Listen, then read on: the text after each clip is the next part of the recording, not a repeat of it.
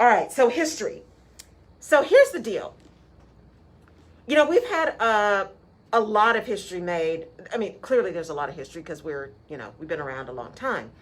But we've had a lot of history made in the last year or so. The last 12 years, right? We had our first African-American president. We now have our first female and woman of color vice president. We have had the number of astronauts, the first African-American male astronaut that's spending all this time on the space station. We're just, Greta Thunberg in the last few years, who really had this whole thing about climate change. We had Malala, who was, really hurt and almost killed fighting for education in the Middle East. So there's just been so much history and so many things that people have done that have been big and impactful and have made change for all of us. And it is very easy for us to sit in the process and think that if it's not big and people aren't talking about it and people aren't putting it on the news, that it doesn't matter. And I'm here to tell you that, one, we all have a history, and two, that our history matters. And what you do and the impact you make matters to somebody, because people are always watching. And so just because it's not big and bold and something that winds up in the newspaper or what have you, doesn't mean that it's not historic. And so as we ended Black History Month and then started into Women's History Month, that's the kind of thing that hit me, because I had to start looking at, what kind of history are we creating? Because we get the opportunity to create history every day. Thank you, WT3. And it hit me too, because this first anniversary, I had no idea that I'd be doing a radio show. None whatsoever. And the fact that it's now been a year, that's historic for me. It is. Right? It's historic. It is that I'm at an historic station. It's just, it all kind of... In a pandemic? In a pandemic. See, thank you, Jerry. In a pandemic. So started the show a year ago in the pandemic, because March was when it went crazy. So we got to do what? 2 shows, 3 shows before we had to mask up? Yep, 2 or 3 shows. And then we had to start masking up. But we kept coming. We kept coming and kept doing it because it was important, and still here. Hopefully by the summer, we won't have to keep masking up. Well, maybe by the fall. We won't have to keep masking up. And we'll be able to have some people in the studio. Yeah. So, that in and of itself creates a history. And there's been so much lately over the last, I don't know, Jerry, maybe 2 or 3 years, Ancestry.com, African Ancestry, all these things where people are clamoring to know where they came from. People are clamoring to know their history. They're trying to get to their roots. They're trying to get grounded, because there's so much stuff happening that how do we get reconnected to who we are and the history that we have? And when you're going through craziness, being able to stand on that history and stand on the accomplishments of the people that came before you is one way to get out of your own head and out of your own way. And remember that the blood of kings and queens runs through your system. Mm-hmm. Entrepreneurs, laborers, right? CEOs, all of these people run through you. And those are the people whose backs and shoulders and knees and feet that you stand on. And so when we talk about history and we look at women's history, or we look at Black history, which Black history is American history, I'm just saying, that we remember that there's all of this other stuff that has gone before us, and our history matters. Our individual history, our here and now history matters. And it doesn't have to be this big old thing. My friend Leela, who's watching, made her first run for city council this year. That's historic. She just moved there. She made what? She ran for city council in Carlsbad, California this year. Awesome. And that's historic. Yes. She, in her family, she ran. She just moved to Carlsbad. She's now leading a nonprofit. She is digging in deep. That is a historic move for her, and that will become a part of her family's story. That will become a part of her family's story, right? All of those kind of things matter. And I look back as I was finding pictures of my dad and thinking about to post today, and found one with my brother photobombing. but that's okay because he was an infant, so I'll give him that one. And I started thinking about a lot of stuff and history that we have and what that means. And I posted a while ago, I have a great grandfather who was the first black blacksmith and the only black blacksmith in San Marcos, Texas. He shoed all the Klansmen's horses, right? So he knew all of them because he knew their horses, so he knew who they were. And my grandmother used to talk about how, when he died, the only thing he owed for was a keg of nails. That was it. And when they needed new shoes, he would make them walk all the way downtown to find out how much the shoes cost, and then have to walk back home and tell him how much they cost. He'd give them exactly the money. They have to walk back and get the shoes and then come back with his change, if there was any, right? And I remember those people. He made a cage out of iron. He fashioned a cage out of iron for this woman who had broken her back, and she needed to travel. Well, she couldn't ride a horse or be in a carriage. It was jostling her too much. And so he fashioned this iron cage. We had that cage for a long time. We have no idea where it is now. But you can see all this history, right, of my grandparents and my great-grandparents in the Calaboose Museum in San Marcos, Texas.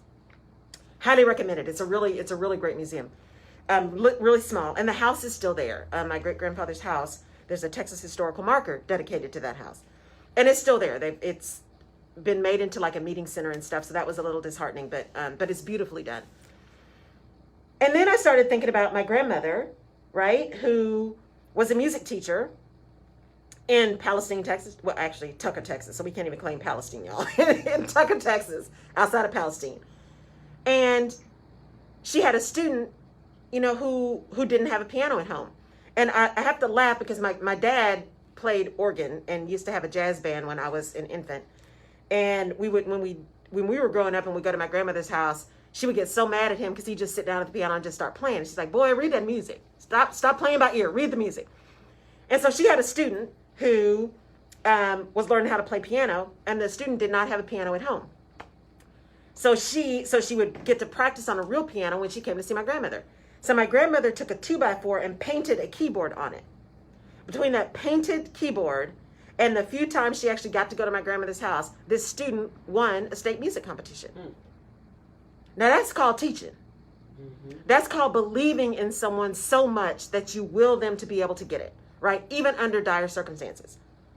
I think about my maternal grandfather who is here, who worked at the VA, was a custodian at the VA, owned a liquor store right over in 3rd Ward, right? They own rental property.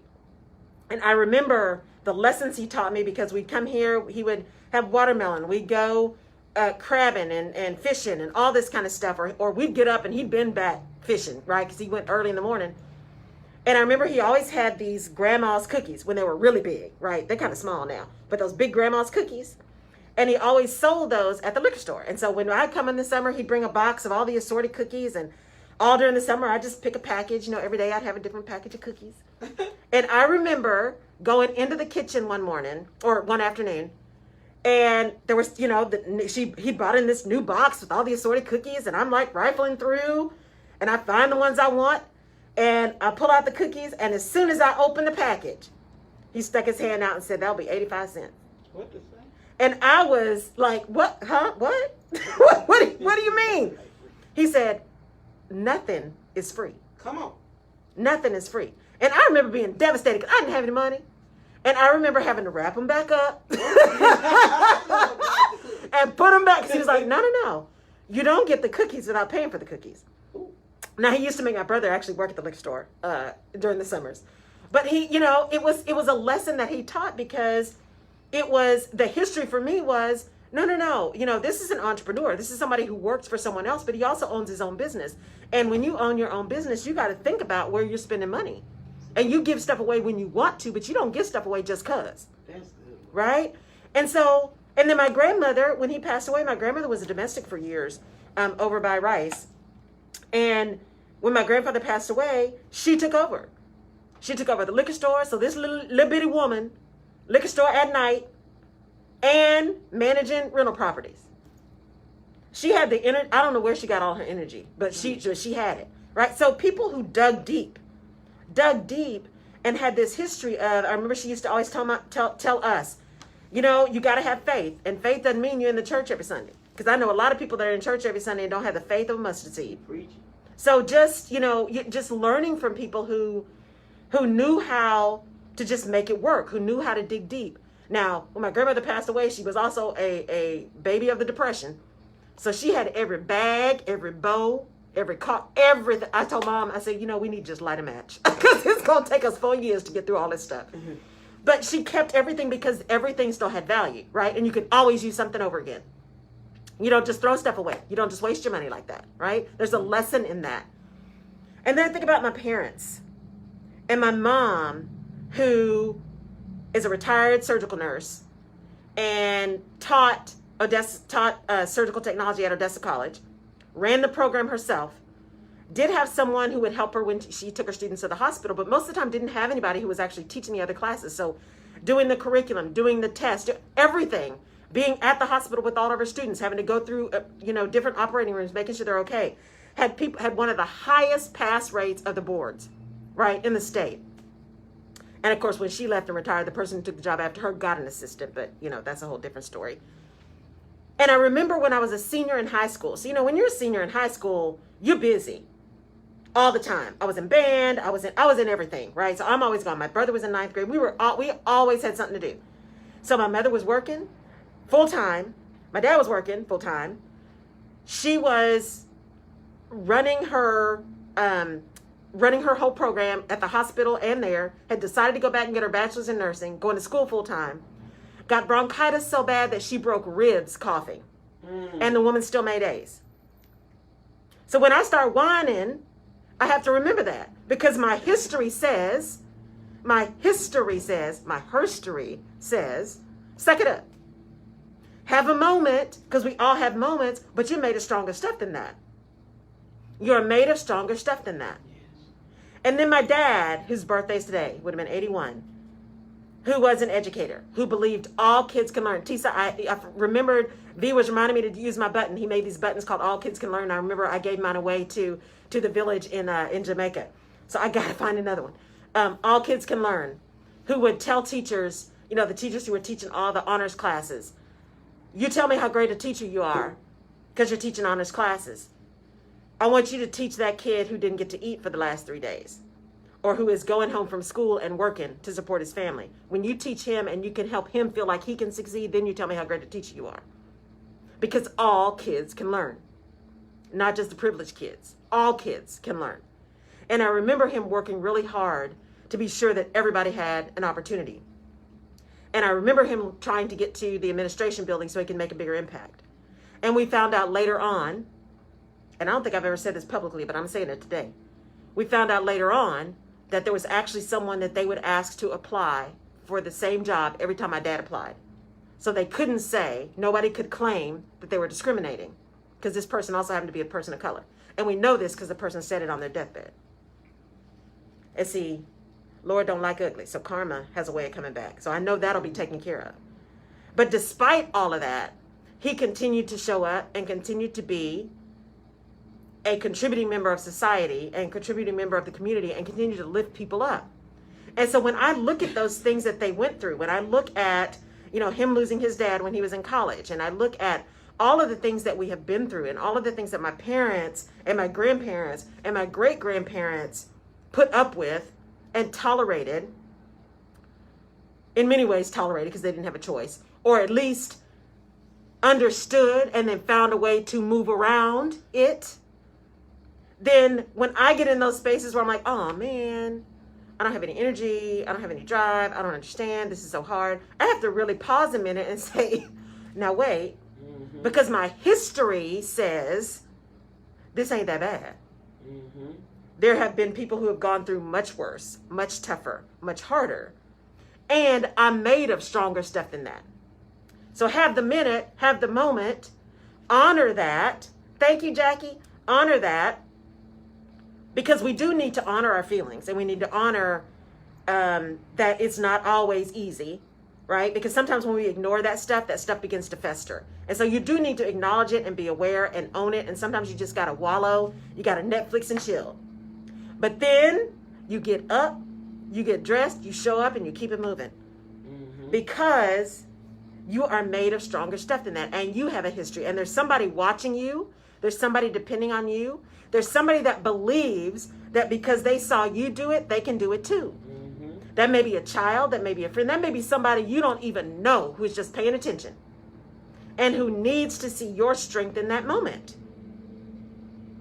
So we all have a history. We all are history. And we all can do historic things. All of us. Because historic does not necessarily mean, although the Merriam-Webster definition of historic is first time ever and, biggest and best. But we all can do things that are historic within the context of our lives and within the context of the circles in which we operate. All of us have the opportunity to do that. And it is incumbent upon us to do everything we can to do that. Those to whom much is given, much is expected.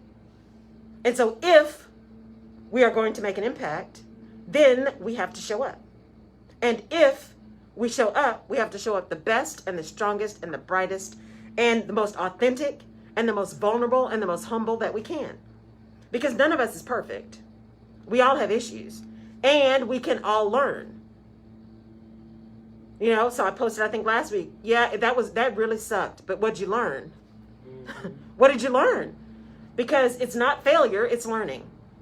It may hurt like failure. It may hurt really bad, actually. But what did you learn? And what can you do differently next time? I listened to India and Kenny Stearns. She used to work for the OWN Network. And I just saw a posting, too. She just got a fantastic job. I'll have to go back and look at and see what that was. She just got a fantastic thing that she's getting ready to do some producing for a new TV station. And she, in this speech, she was talking about how, there was it's a story of this goat, and I'm going to get it kind of wrong, but there's a story of this goat, and this farmer digs this hole, really deep hole, and throws the goat in the hole. And then he starts shoveling dirt, right, in the hole. Starts shoveling dirt in the hole, thinking he's about to cover up the goat and all that kind of stuff, and the goat's going to die. And then all of a sudden, he keeps hearing the goat, right? He keeps hearing him, and he's thinking, I don't understand. Well, as he keeps shoveling in dirt, the goat keeps stepping on the dirt. And then he shovels more dirt. The goat keeps stepping on the dirt. Ultimately, he fills up the hole. Well, the goat is out of the hole. Because instead of being covered over by the dirt, as India Kenny Stearns says, you put the dirt on, you shake it off, you step on it. More dirt comes on, you shake it off, you step on it. So every time one of those things happens that shakes you up or throws dirt on you, shake it off, step on it, and keep moving. Because that's what your history is. That's where your strength is. That's where all of those pieces are that are going to enable you to be that historic person for someone else. That's going to be able to tell someone else that it's okay, right? That life is not perfect. Life can be hard. It can be a challenge. It can really suck sometimes. But there's always learning, and there's always possibility, and there's always opportunity. And people like to see possibility, right? They understand pain, and they want to understand that you understand their pain. And as they say, misery loves company. But people also like to see that there's possibility to get out of the pain, that there's a way to move through it. And we do have to be careful, right? We've talked about that whole pressure of hustle, hustle, grind, grind, work harder, dig deeper, and how that can really put even more pressure on us, that we feel like we're not doing enough, or we're not capable enough, or we're not enough. So that's not what I mean.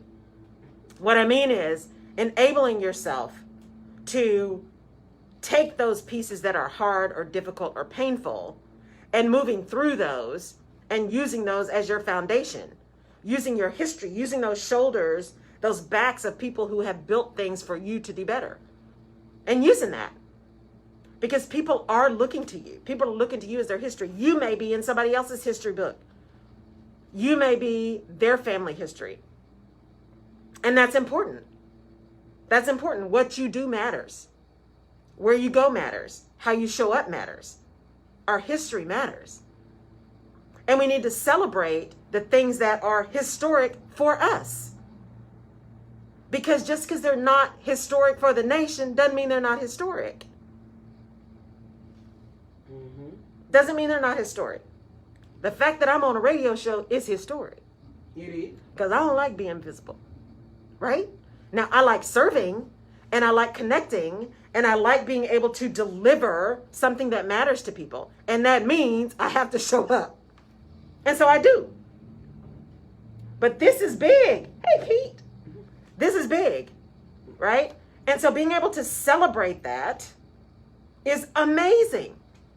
Can I say this when you said that? Yes. I also believe that it's when you can recognize that it's big, even if other people don't recognize. It's like, right. Don't despise the days of small beginnings. Because yes. I do believe that God will give you more when you learn how to appreciate and to add value. Right. Because I like how you're saying it. This is big. Yeah. This is big. And I'm like, yeah, God.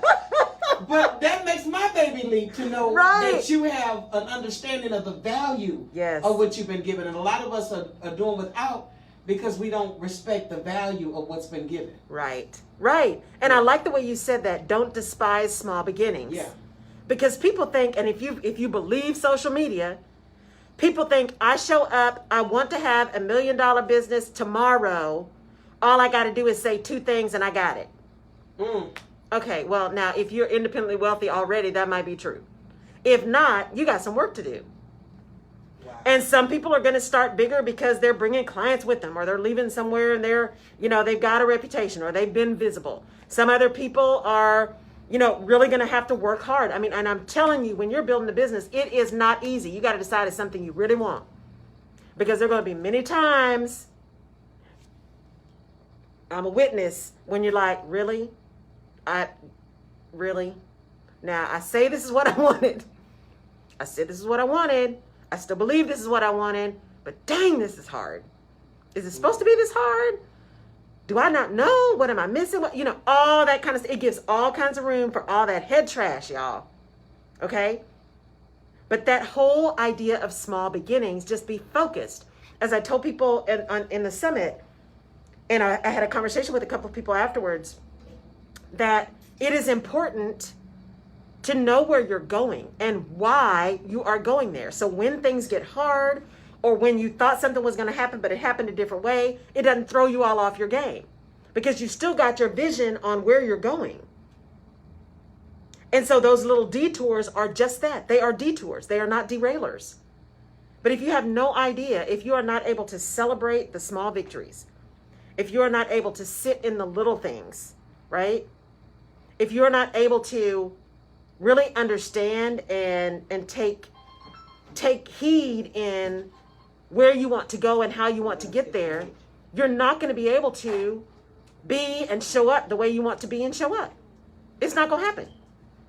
You got to believe that it's a possibility. Oh, do we have a caller? Calm yourself down. I love it. Let's see. Hold on. So, it is important. It is really important to take the time to understand that you are worth it and the journey's worth it. Good morning, caller. Are you there? Yeah. Okay, go ahead. Hi, Laurel. It's Jenny. I just wanted to congratulate you on your anniversary show. Oh, thank you, Jenny. How are you? Happy birthday. Good.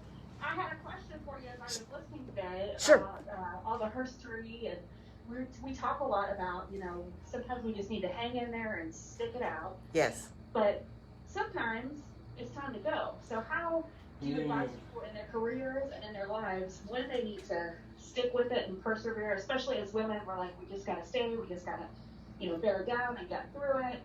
But sometimes it's time to leave. How do you advise people to make that decision? Oh my God, that is such a great question. And so, and there's a couple of pieces to it. So for those of you, just in case you didn't hear, Jenny's question was, we talk about bearing down and just making it happen, especially in Women's History Month. Women, we tend to just keep digging deep. Just, even if it's painful, just keep digging in deep. How do we know when it's time to just move away and do something different? There's a couple of things that I've seen over my time that say, this is what you need to do. One, if you are sitting in constant pain, constant disjointed, like constant, this doesn't feel right, you need to give yourself an opportunity to really examine that, because if there is something that is misaligned, it's never going to feel right, and you owe it to yourself to get realigned. And it is not always that the thing you're going after is the thing that's the right thing to do for you. And it is not failure to make a conscious decision to change. So if you have your eyes on the prize, if you know where you want to go, and then all of a sudden you're like, oh, this doesn't feel right. I can't believe I have to keep showing up. I'm not sleeping every night on a Sunday, right? I'm not sleeping on a Sunday for 5 years. Something is wrong with that.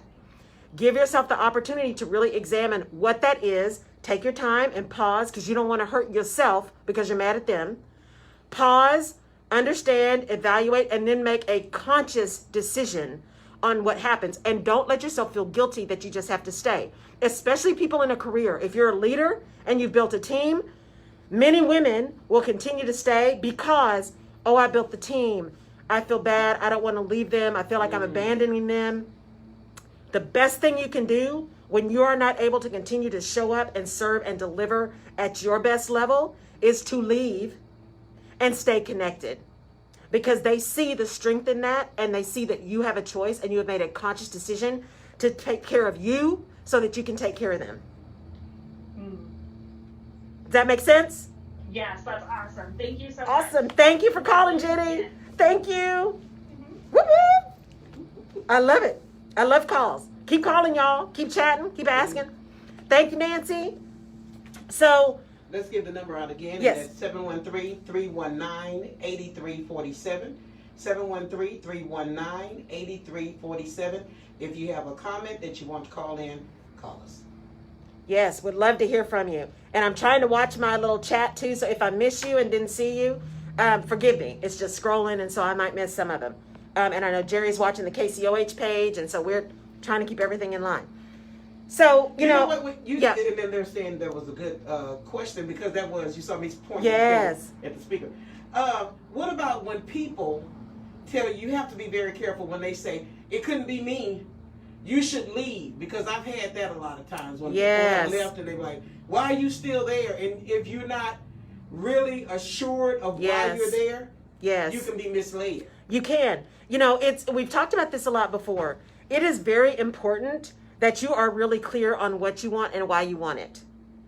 Because there are going to be people that come into your life that you ask for guidance. Some of those people really have your best interest in mind.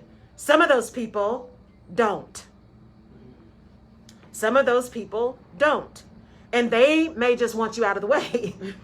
Or they may just be saying, yeah, you need to leave because I would leave. And they wouldn't leave. They wouldn't leave, but they think they're giving you permission to do so. So it is important that you understand, we talk about sponsors versus mentors. We talk about a real mentor, someone who's going to tell you the truth, not someone who's your best friend. That's good. Right? Now, a mentor may ultimately become your best friend, but the initial reason for having a mentor is having someone who has been where you're trying to go and who will tell you the truth and give you guidance. And so you want to be very careful about who you ask for information and for guidance. It's kind of like and I had the people in my summit watch this. I have a podcast called How to Know Who's on Your Team. Because not everybody is on your team.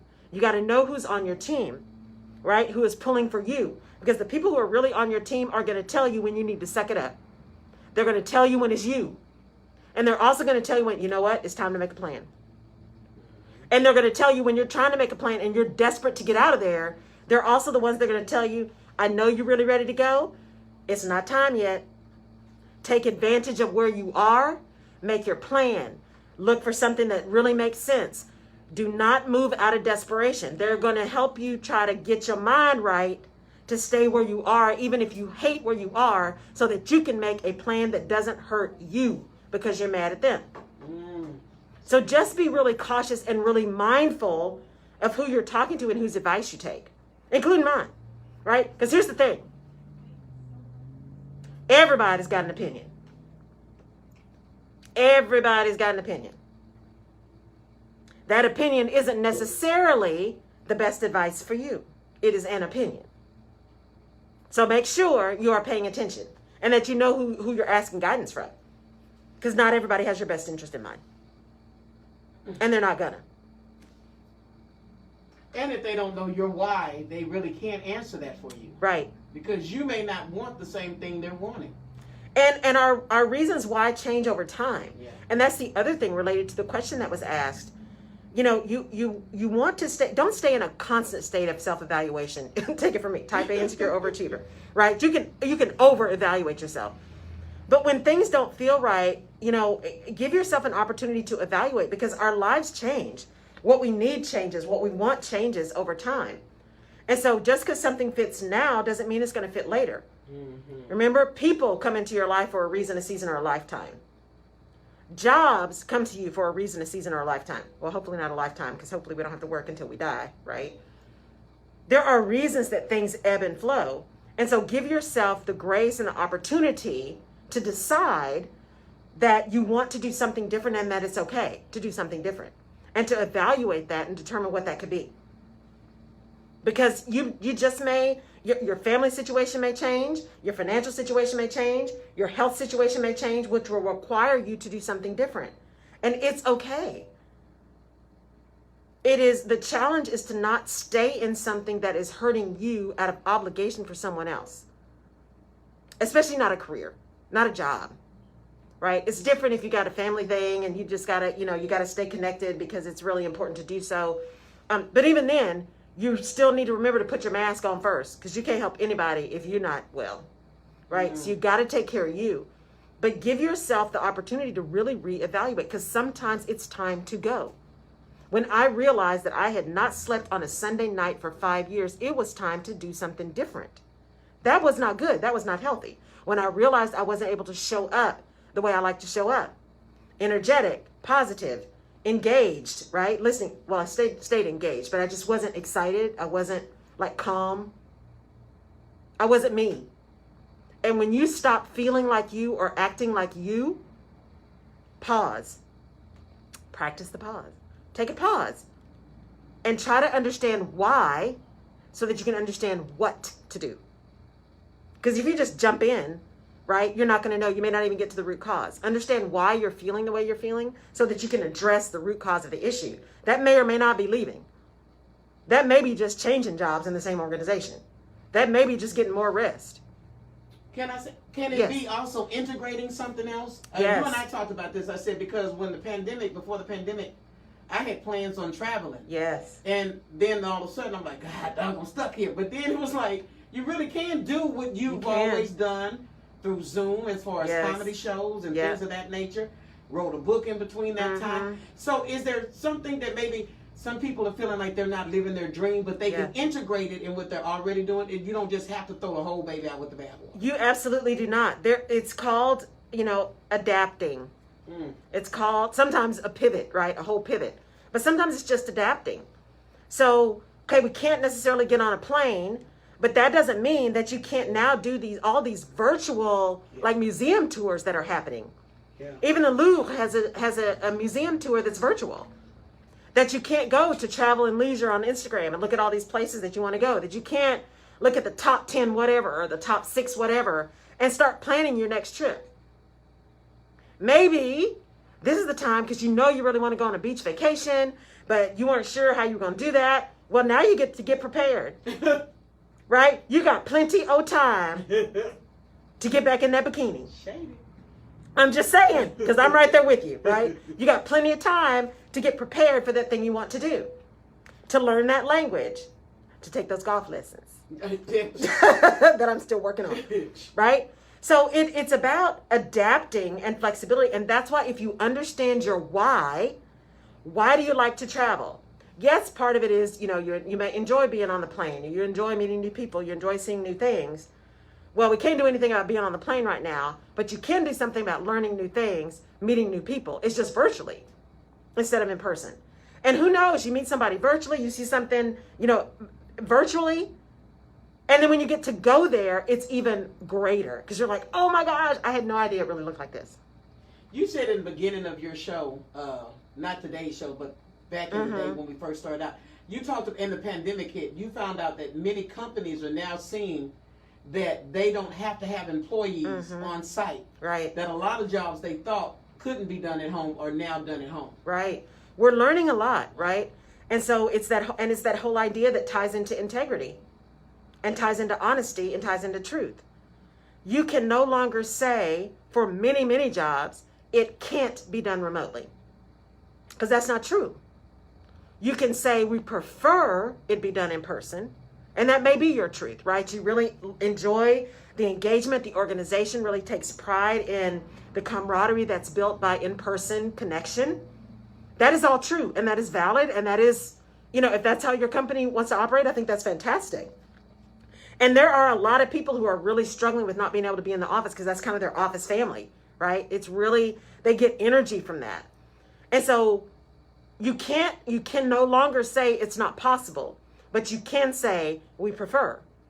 And we can't wait to have people come back where we can really enjoy each other's company again, right? Mm-hmm. And then you can prepare so that when people come back, they feel comfortable and they feel safe. Proper prior planning prevents poor performance. If you want people back, what are you doing in your organization to make sure they can come back safely and stay back safely? What are you doing to make sure that things are clean? How are you making sure you're tracking, right, in a way that doesn't violate privacy laws? How are you, as an organization, protecting yourself from litigation, because there's likely to be some? How are you, with integrity, protecting yourself from litigation, but how are you also protecting your employees from infection as much as you can, right? It's a two-way street. And we are in a very litigious society. So there's going to be some mess, y'all, coming out of this. There just will be. I like what you said, because most companies are getting people who are saying, we want to come back. We want to come back. I got a lot of people, I want to come do my show. But as the leader and the owners, you have to really see how you're going to do that safely. Yes. It is your responsibility to decide and to figure out how you're going to do it safely to the best of your ability and communicate with people. This is what we are doing. And we're doing all of these things. That is still no guarantee. And you're very clear about that. There is no guarantee. We're going to have you sign a waiver or what have you, because we're going to do everything we need to do. But there are no guarantees because this virus is unpredictable. Yeah. What we can guarantee is that we're going to do everything in our power to keep you as safe as possible. And we expect you to contribute to those safety processes. Say that again. We expect you to contribute to those safety processes. And that's an important point, right? That is. Because this is not Big Brother, y'all. Well, it's not supposed to be Big Brother. Yeah, because when we come in, we know we can spray the stuff down. Yes. But when you're not here to govern that, right, you have to trust the fact and the integrity yes. of the next person to know, to make sure everything is sprayed down, that you're wearing your mask and not talking over the mic. Exactly. Okay. It's funny. Leela, who's on, we were talking last night. We were talking about the vaccine and all this kind of stuff, and how people are, really concerned about what's in it. And is it really safe, and all the chemicals and all that. And she's like, but people go to Popeye's Chicken. Do we know how many preservatives are in Popeye's Chicken? And I was like, that's a good point. You pray over it. That's a good, right? You do. We're going to pray over this vaccine too, right? You don't know what's in that. And more importantly, even if that has passed all the safety inspections, right? If the stuff that's in there that they're making, how do you know that 10, 15, 16-year-old who's working back there is washing their hands? You don't. Ooh, why you put that in people's spirit? Look, I'm just speaking the truth, right? I am speaking truth to power. We don't know. But we take a chance. Yeah.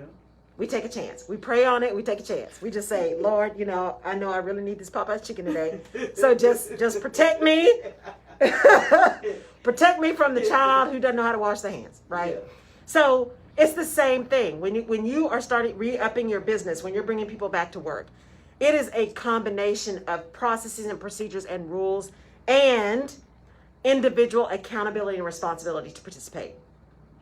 It's all of that. All of that has to work together. And even so, there still is risk, right? You can never bring risk to zero. The only way you have risk in an organization at zero is nobody ever comes back ever. That's zero risk, right? But if you're going to bring people back, there is going to be some risk that is greater than zero. What you want to do is prevent it from being 100%. It is 100% that you are going to get a virus if you come back to work. You don't want to be there. And you're not going to be at zero. So you try to make it as close to zero as possible. That's just like the safety. Everybody with safety in OSHA, they try to get to zero incidents. They drive to zero. But here's the thing that I also want to make people remember. When nothing happens, ever, we also have a really hard time understanding how to respond to it when it does. And quite frankly, our response to this coronavirus and the vaccine process is indicative of the fact that we have come so far in terms of managing infectious diseases. We have come so far in terms of managing infectious diseases that we forget how to respond appropriately. that there's so many people, there's so much bureaucracy, there's so much mess around a response that we get tied up in our underwear around responding because we haven't had enough of it in recent history and enough people with practical experience responding. I mean, think about it. The big flu issue was in the 1918. Yeah, right? So how many people are still around that actually had to respond to that, had to understand how it worked, had to understand how to do the right thing to prevent it? Very, very few, if any. So our success can actually lead to some intellectual laziness and a lack of experience because we haven't experienced the thing, because we've been successful at eliminating the thing. And while that is fantastic for that thing, it makes us vulnerable for the next thing because the experience is not there, and there is value in experience. That's why history is important. Those who don't know history are doomed to repeat it. Here's a statement from Annette in New York. She says, the Catholic Church in Louisiana informed their members not to take the Johnson & Johnson vaccine. Now, is that when we start letting like churches or leaders govern what we do for our own benefit? Now, that's interesting. I don't know why they would do that.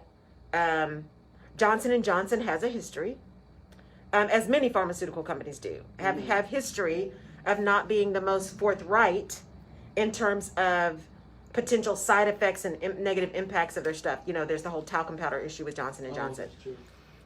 So, and I've heard a lot of people saying, don't trust J&J, remember the talcum powder, remember, you know, so there is they have a history and they have to own that history. They have to own that history. But I would say this around that statement. I haven't read it or heard it, but I would say this. With this statement, just like with politics and everything else, it is incumbent upon you to do your own research. We are not sheep. We are not sheep. We need to stop being intellectually lazy. And what happens is, for, you know, really, really good, forthright, honest people, there is so much information right now. There is so much stuff coming at us. It is sensory overload that sometimes it is just easier to have somebody tell us what to do. We don't have to think. We don't have to research. Just tell. Did you do the research? Just tell me what to think. Tell me what to do. And that's easier. The problem is, if that person has a bias, and we all have some kind of bias, if that person has a certain bias, or that person didn't do deep research, or that person has a specific belief that impacts what they tell you to do, that may or may not be in your best interest. So wherever you go, if someone is telling you never do something or always do something, I would question that, because there are very few things that are absolute. Very few things in this world that are absolute. Very few. In fact, most things are not absolute. And so if someone's telling you never, never, never, never, or always, I would just question most of that.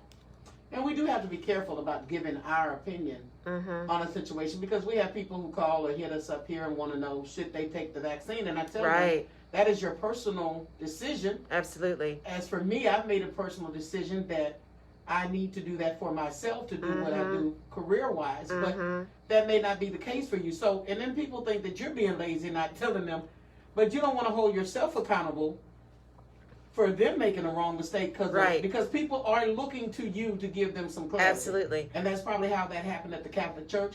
People are looking for their pastor or their leader to give them some clarity. Right. Good morning, Sarah. Thank you.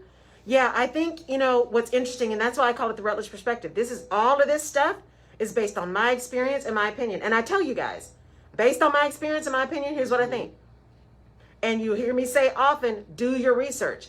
I think it's important to get the vaccine, not because it's going to prevent coronavirus, because I've done the research. It does not prevent it, but it does minimize the severity of the impact.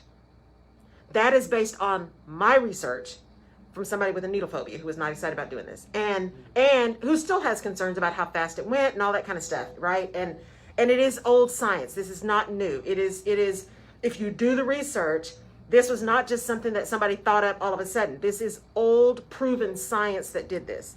And I do honor the fact that in many communities, including the Black community, there is a history of healthcare that we are guinea pigs.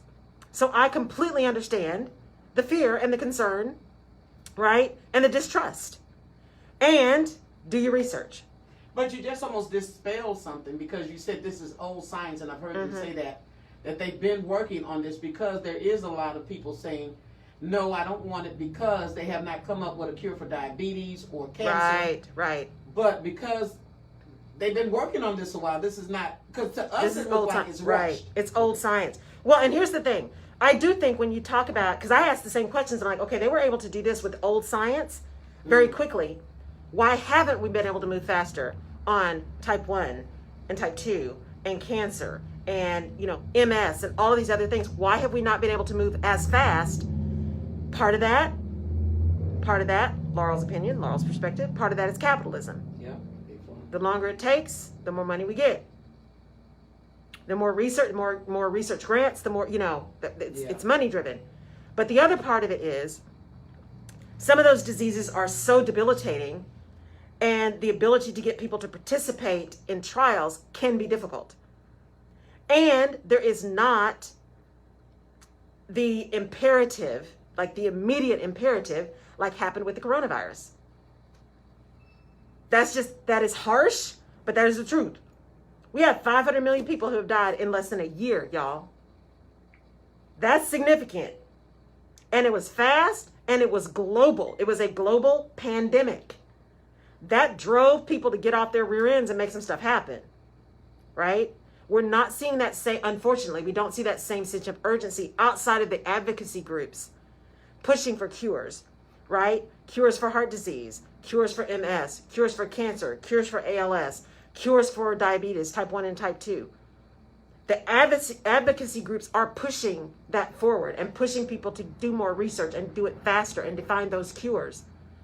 That global imperative is not as painful right now. We respond to pain. That's why that whole last week we were talking about cancellation culture. People respond to pain, right? They respond to pain.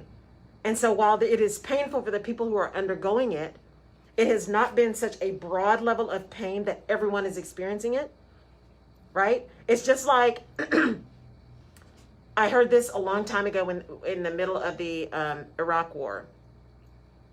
And they were saying how part of the problem with the wars that have happened post-Vietnam, maybe starting kind of with the tail end of Vietnam and then post-Vietnam, was there was a lack of involvement or connection to the actual situation by the general population. And what the person meant by that was, when you looked at World War I, you looked at World War II, you looked at even Vietnam, people they were rationing, right? They rationed food. You couldn't use certain kinds of oil. You had to save your tinfoil. Yeah, I mean, everybody in the country participated in the war effort. So everyone felt the pain of the action. That does not necessarily happen today. We're not rationing food, right? We're not giving people stamps. We're not saying you can't use oil, right? We're not doing any of that. And we see what happens when we have a pandemic, or like we had snowpocalypse, and everything comes off the shelves, right?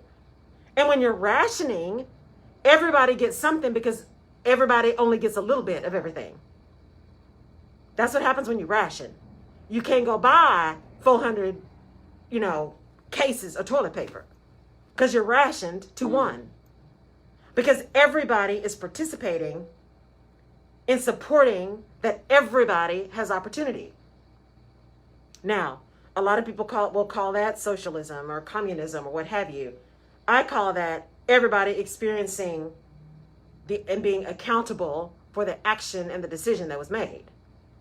I call it a cure because Ms. Jenkins just said something to your point. Mm-hmm. She said it's because they will lose a lot of money on the treatment of cancer, diabetes, MS, and they probably have a cure, but the money is more important than the pharmaceutical companies. But when you say that, there is a cure because even with type 2 diabetes, we know that it can be dealt with by proper exercise and proper eating. Yes. Even when you talked about, I take vitamin D, there's ways we can help try to ward off some things by taking the vitamin D, the vitamin C, and all of these things. And then I heard on the news because I hear people say, whatever happened to the flu and the cold? You just can't get the regular flu and cold anymore. But the lady made a valid point. She said, it goes to show you washing your hands. Yes. And having your face covered, because I thought about it. I didn't have a cold. Right. You didn't have a cold because you would have been out here. Right. So there is a cure. Right. We have to do our own homework. We have to do our own homework. And, and that gets to some of the systemic problems. There really is, capitalist societies are very interesting. They are money driven. You look what happened with GameStop. The folks who have a lot of money continue to make a lot of money. But if you look deeper at some of that, yes, there are ways. If we ate better, if we exercised more, if we got outside, if we did those kind of things, we could do a much greater job of preventing some of our health issues. And there are significant food deserts in poorer communities and communities of color. And it costs you a lot more money to buy those fresh Brussels sprouts than it does to buy that, dollar menu at McDonald's. That's true. And so, there are some systemic challenges that impact health and wellness that people, I think, are trying to address, right? There are people that are growing these urban gardens and are doing things in the community. And I think it's the owner of Indigo here in Houston that I never got to go to. I'm bummed. Who converted his restaurant. He said, I'm converting this restaurant to a grocery store because he was in a food desert. And he said, yeah, I could keep doing a restaurant. And he is, I think, a James Beard Award chef. He said, but this is the bigger impact. It's not my restaurant. It's the bigger impact. Is to have this store where people can actually find food. So it's really important for people to understand, that there are choices. There are choices, and we have the ability to make those choices. Leela, I'm trying to see your whole comment. Wait, Nurse Cynthia J. Hickman said, as you stated, doing your own research is essential. If you're not a researcher, find a trusted source to educate yourself. Absolutely. Research is key. Information is good. Leela says our capitalist system isn't set up to incentivize positive health outcomes. You're right. Such as cures or preventive care. Hospitals are paid for patients in bed, not for empty beds. You're exactly right. And what's interesting, here's what's interesting about that. Hospitals are paid for every time you're in beds. And they also are now trying to turn over beds. And here's what happens. We talk a lot about strategy and unintended consequences. So they're paid when you're in the hospital, and you're paying $400 for a thermometer, and a tablet of Tylenol. And then hospitals are held accountable for not keeping you in there too long, right? So they want to turn the bed over quickly. But then they also are held accountable if you come back for that same illness.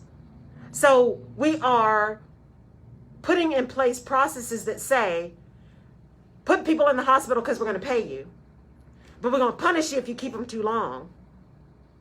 So they're going to come back, but then we're going to punish you if they come back. So we're going to incent you to not say that they're coming back for the same thing. You're going to find something else.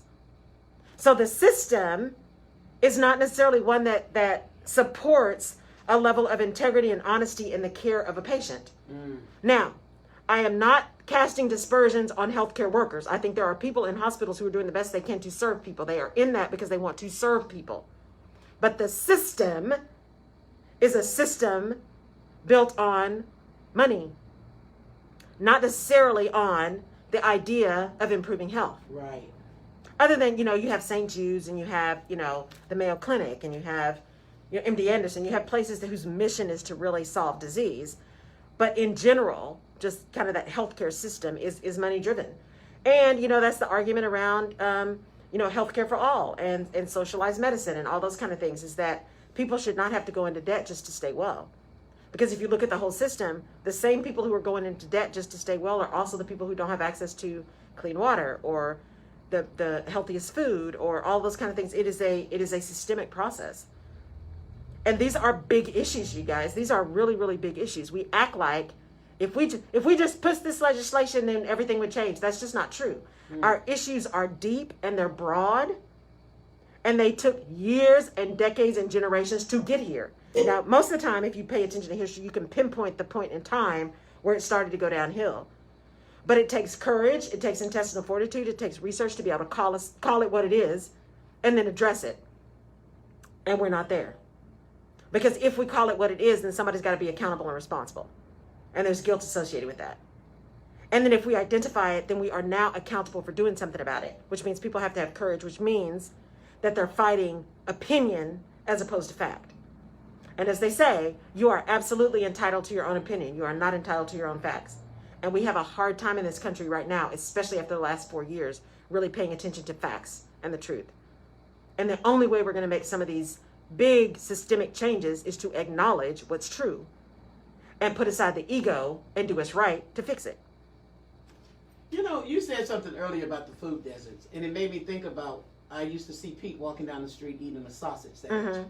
And I said, Pete, without eating all that pork, you're going to get high blood pressure, you're going to get dizzy. And he said, well, what else y'all supposed to eat, ma'am? And I'm like, what you mean, what else you supposed to eat? You can buy something else. Right. And then I thought about it as I was taking a drive around.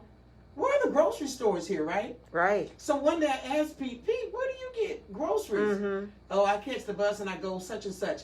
But now they built the HEB across the freeway. But before, you just said that. I never even thought about a food desert until I now see we have clubs, we have plenty of fast food restaurants, but grocery stores with fresh produce are not prevalent in the black community most times. They're not. Wow. They're not. And grocery stores are not necessarily big money makers.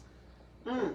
Grocers lose a lot of money. I mean, if you especially think about fresh produce, right? Grocers lose a lot of money on produce that goes bad. That's why those places, what is it called? Ugly Fruit or something, where you can buy a box of all the fruit that grocery stores can't sell because the pepper isn't pretty, right? Or the carrot is shaped funny.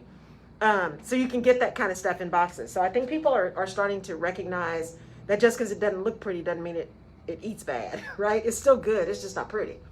That's true. Miss Jenkins says, my husband says all the time that what's in your wallet will dictate what you can do. So when you are hungry and you have a choice from the healthy and what's affordable, most of the time you get what's affordable. Absolutely. Absolutely. It's that systemic challenge, right? If it costs you $5, I'm going to make this up. If it costs you $5 for a head of lettuce and it costs you $1 to get a hamburger, what are you going to get? You're going to get the hamburger. Let's start a garden club. I started gardening. What about that? Growing some vegetables. Absolutely. In fact, I have saved on my computer right now, my little stand-up thing. My little stand-up garden. Gary, you better. Put something in it? Because I don't dig in the dirt. Oh. So, no. Because I've got like 8 bags of potting soil from packing them around my pipes in the snowpocalypse.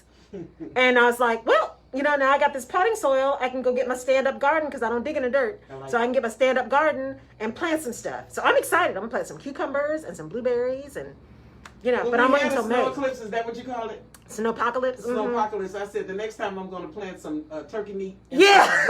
Because these vegetables didn't make it. Right. We're going to plant some protein. Right. Protein, right. Can you grow tofu? Hey, you can. You can grow soybeans. Yeah. Now, I don't do soy, so, that's got estrogen packed, so I don't do soy, but, it is protein. So. Oh, she says, Karen Rivers Johnson, who's also a respiratory nurse. This is your birthday, your anniversary. People want to talk to you. Yeah. She said, I'm preparing to start a garden, and let's start the club. Jimmy. Yeah. There you go. Because I'm killing the game in the tomatoes and the cucumbers. I'm killing it. Yeah, but did you get tomato worms? See, that's why I can't do tomatoes. No, I was scared to eat the tomato because I was concerned. Yeah. But when I opened it up and I ate it, I bet. See, those are the best tomatoes. Garden grown. But I said, this Dang is Walmart. This is really good. Organic is the way to go. See, okay. Yeah, I'm waiting for Costco to deliver my little garden, my stand-up garden. Take I'm a gonna picture, start planting. post it. I will. Keep us accountable. We're gonna start growing because they also have those little, what do they call them, hydroponic, those little gardens you can put in your kitchen. They're called arrows, something. See, because Facebook is listening. That's right. Because I said something about garden. All of a sudden, I saw an advertisement on Hulu about this garden you can have in your kitchen. That it's it's a machine, right? And you put those seeds in and all that kind of stuff, and you can grow your lettuce and your herbs and all that kind of stuff. But that is another story because you do see that happen. How do Facebook get your business like I start turning off my microphone and my camera and all that kind of stuff when I'm not using it, so I can't listen. So that's good. With Garden Club, Laura Rutledge Perspective Garden. Right, exactly. I'm on it, y'all. I'm on it. I'm trying to wait till my mom can come in town though, because she's the master gardener, so we can set it up. Put your son. Put all that on your mama. Put your son in that thing. I'll get 2. I'll have one for me, and then I'll I'll save one when she comes, and we can plant the flowers and stuff in there. So, all right, y'all. Any other questions or comments or? Everybody said this was very informative. They enjoyed the show. You. Grow oyster mushrooms. I've seen people talking about these fried oyster mushrooms. See, I can't do mushrooms. Yeah. You are not of God. Who don't do mushrooms? Mushrooms are everything. Mushrooms are a fungus. I can't do mushrooms. You gotta be kidding me. You are the monster. Actually, my gut doesn't take mushrooms very well. Oh, so really? yeah, You gotta need to grow up. Right. Because we're gonna do some mushrooms around here. But the oyster mushrooms, I've made mushroom burgers. Yeah. And used the mushrooms, the portobello mushrooms. No, I used to. Yes. I used to love, one of my favorite burgers was actually a portobello burger. So you didn't have meat, you had one portobello mushroom. Yeah. Yeah, that's fantastic. It's not that I don't like the flavor. I just, they're not good for you. I can't. Well, it depends on your gut. Depending on the bacteria that's in your gut, my gut just doesn't do well with mushrooms. She said they are everything. I'm seeing people, these look like oysters for real. They find these mushrooms. Yeah. If you can do them, do them. I just can't do them. Here's Karen River. You're a respiratory nurse. Don't be telling us how to turn off Facebook. But she said, right. Go to YouTube and it'll show you how to turn off the settings. Right. On Facebook and Instagram. Right. Exactly. Yeah. I just turn the microphone off. Right. So when I'm not using it, it can't necessarily hear me. But can I ask you a question? Yeah. Can I interview you real quick? Yes. For your celebration day. Yes. What do you think has been your greatest lesson learned since being on the radio? Wow. There's so many, but I would say one of the biggest things is the impact of continuing to show up. Right? It is so important to just continue to show up, right? Continue, and not just show up, but to show up present and willing and ready and able and energetic, right? And to show up as who you are. That has been probably the biggest lesson is having done that, how far we've come. And I am so appreciative of all of you guys that kept showing up with me. Because, it's just been a year, right? And I know some of you are here every week. I just can't believe it. I'm just so blessed and highly favored, right? So it's been about showing up. That's probably the biggest thing. Show up. Because the fact that it is public, and you said you didn't really like to do a lot of things in the public. Right. But when you show up and that light comes on and it's time, camera, action. It's time to be ready. ready. People are depending on you Absolutely. to be able to pull from. Absolutely. That. Absolutely. Where do you see your show going from here in the historic KCOH studio? You know what? One, I can't wait to have some people in the studio because I love talking to y'all and I always have. We can talk forever. But I really am excited about having people in the studio and interviewing people on the show. So I'm excited to do that. And I think just continuing to even go globally. So getting my languages back so we can do a couple in Spanish or French or whatever. I just want it to continue to reach people, and to have continued increased engagement. Tell me what you want to talk about because I can probably talk about it or find somebody who can. So I see it continuing to build a community of people who are engaged, who are accountable for their own perspectives, who are willing to listen to other people's and continue to grow and do their research and get real information. And so my goal is to really to rebuild accountability and to give people credit for holding themselves and others accountable because we don't do that now. And to speak the truth. That's good. But what you have on my Facebook Live and all over the world, via KCOHradio.com, KCOH TV, the Boost app, Alexa, TuneIn, BBC Global at times. What you have is, because we couldn't have in-studio guests, right? You have a loyal listening audience that got to know you first. Yes. Before they saw you interview other people and learn other people, they've learned you. So do you think that has helped you? I think absolutely. I had to, as we talked a lot about, visibility, and I've told y'all before, I didn't even have a picture on my LinkedIn. I was only on Facebook because my salsa dance group was on Facebook. I just wasn't trying to be in social media. And even now, I don't, I am on camera live every week. That's big. And I had to learn, let me rephrase that. I had to internalize, I already knew it, but I had to really internalize it and own it, that being live and being visible is not about me. So when you see yourself and don't like, because I just don't like seeing myself on camera. I'm like, oh, what are your eyes doing? What's your hand doing? Why'd you do that? It's all about the how, don't do that, right?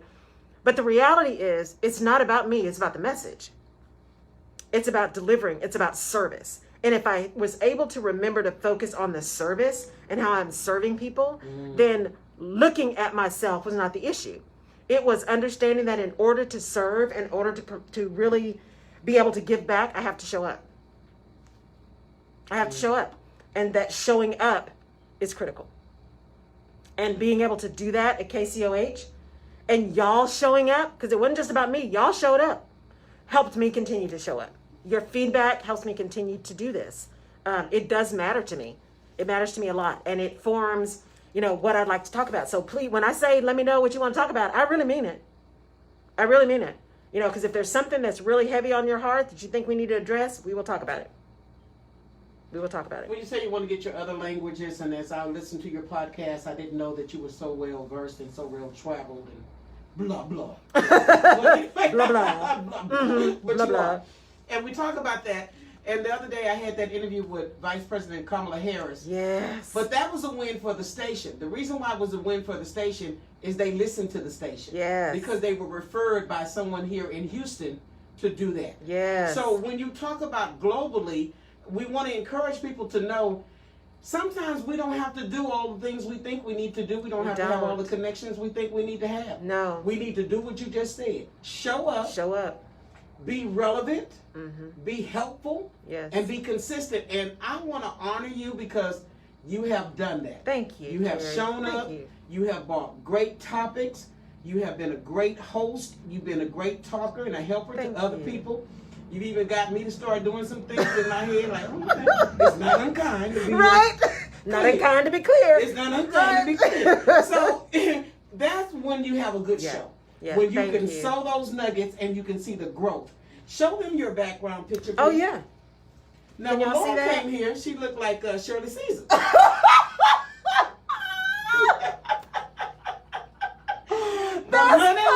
Started getting that little steak leg out there. That's funny. That's hilarious.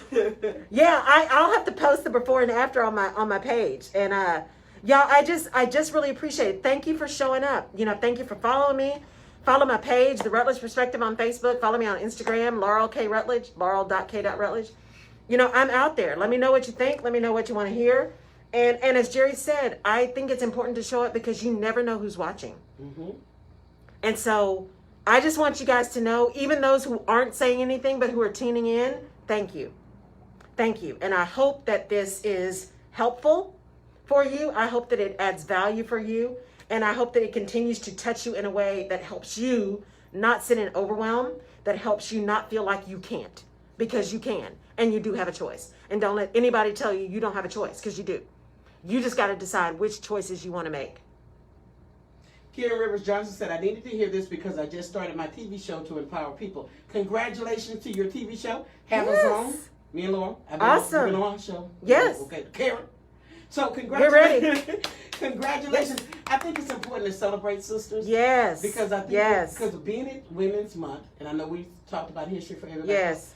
But isn't it great to be able to celebrate another woman? Yes. That's awesome. And we should. We need to be able to lift up women. Follow. I've got a page. Actually, Jenny, who called in and who is my guru.